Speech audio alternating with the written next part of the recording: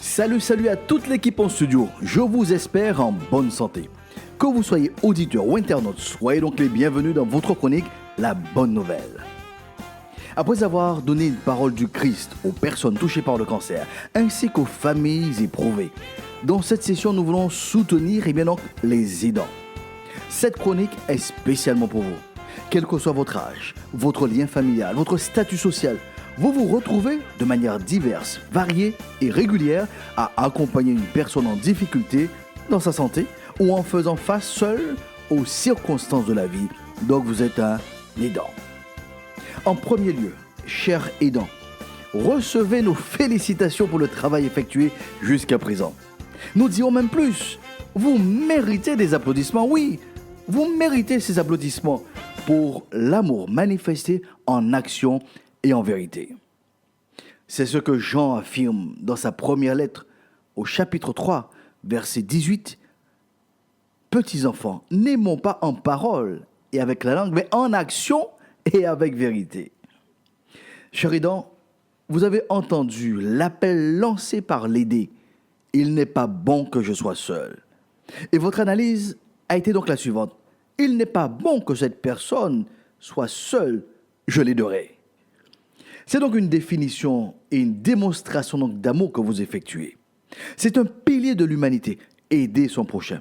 Ainsi, nous retrouvons donc dans la Bible des histoires qui ne sont pas similaires peut-être à votre situation d'aujourd'hui, mais qui sont riches en instructions pour chacun de nous. Je vous invite donc à prendre connaissance d'une première histoire en Marc chapitre 2. Nous avons donc ce récit où il est dit « Quelques jours après, Jésus revint donc à Capernaum. On apprit qu'il était donc à la maison. Et il s'assembla un si grand nombre de personnes que l'espace devant la porte ne pouvait plus les contenir.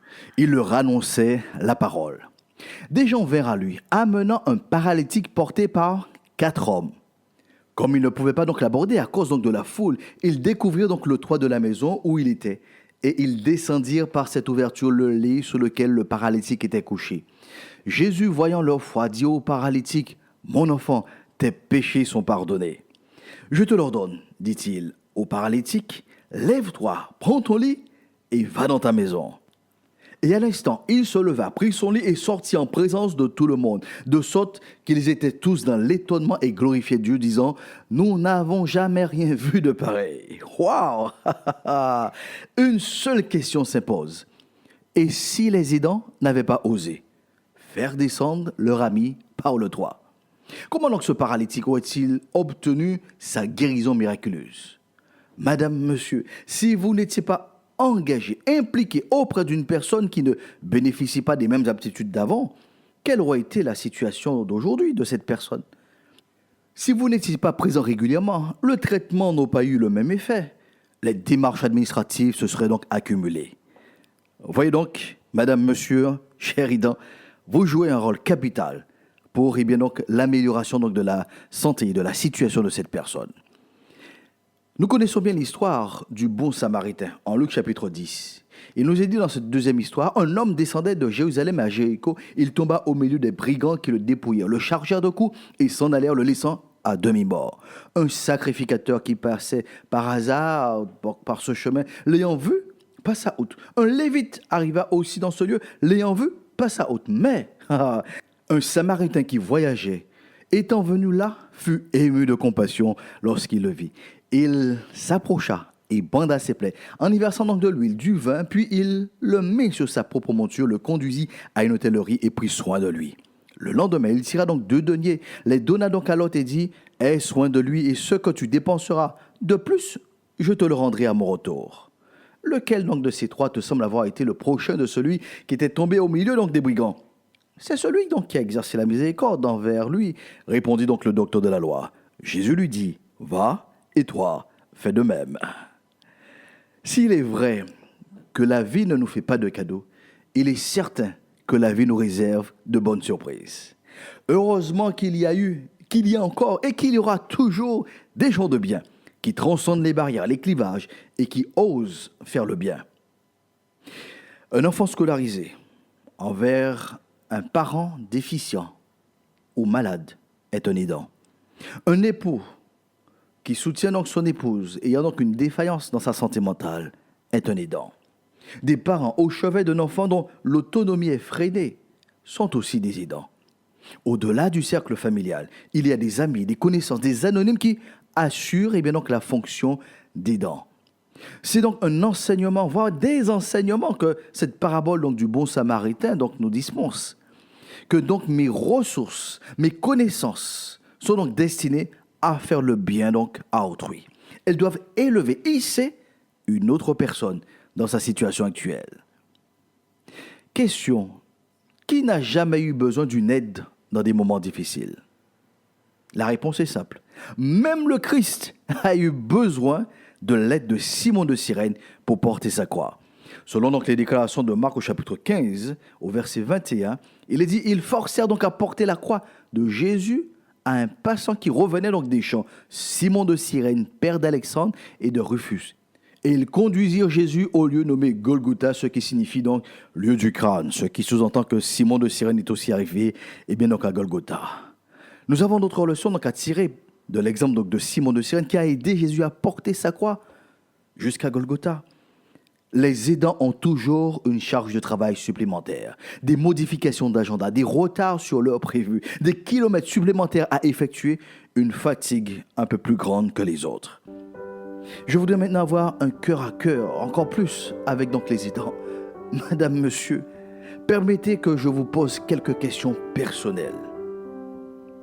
Prenez-vous soin de vous-même? Mettez-vous à part du temps pour prendre un café avec vous-même?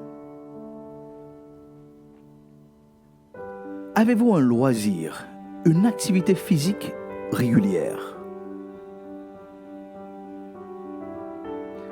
En un mot, comment exprimez-vous à votre égard de l'amour envers vous-même? Le Christ a cette parole pour chaque aidant en Matthieu 22, verset 39. Tu aimeras ton prochain comme toi-même. Tu aideras ton prochain comme toi-même. Ce n'est pas moins que toi et ce n'est pas plus que toi, mais c'est comme toi-même. C'est le signe égal. Malheureusement, le constat est de plus en plus officiel. Trop d'aidants basculent dans le burn-out, dans la dépression, voire même trop d'aidants décèdent avant la personne aidée.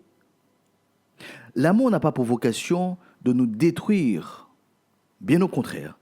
C'est en étant au service de son prochain, c'est en contribuant à la réussite de l'autre, qu'il y a donc de l'épanouissement de soi.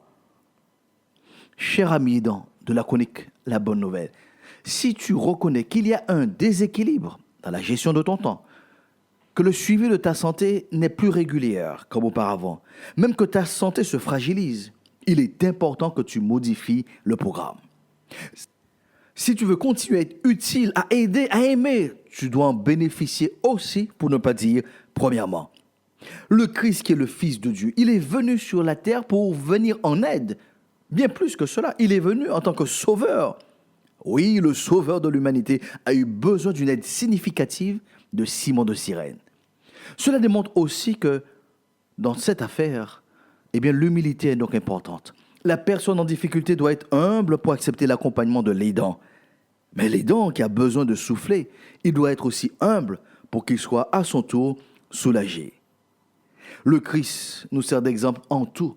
C'est ce qui le qualifie donc dans son enseignement Matthieu 11, verset 28, où il est cas « Venez à moi, vous tous qui êtes fatigués et chargés, et je vous donnerai du repos. Prenez mon joug sur vous et recevez mes instructions, car je suis doux et humble de cœur, et vous trouverez du repos pour vos âmes.